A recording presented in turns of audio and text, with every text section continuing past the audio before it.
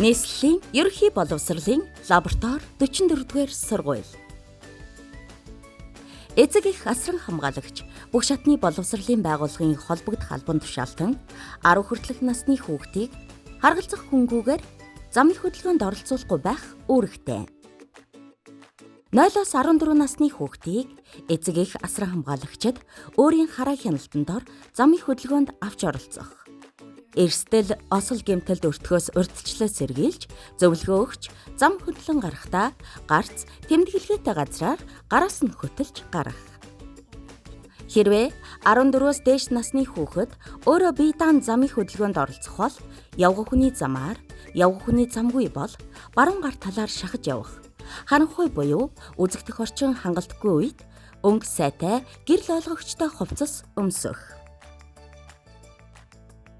Жолооч, хороол болон сургууль орчмын бүсэд тээврийн хэрэгсэлтэй хөдөлгөөн үйлдэхдээ хурдаа 20 км/цагаас дээш хэтрүүлэхгүй анхаарал болгоомжтой.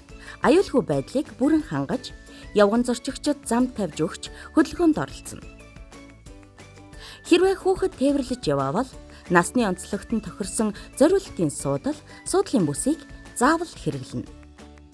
Хүүхдийг зам тээврийн ослоос урьдчилан сэргийлэхэд томчууд бидний оролцоо хамгаас чухал.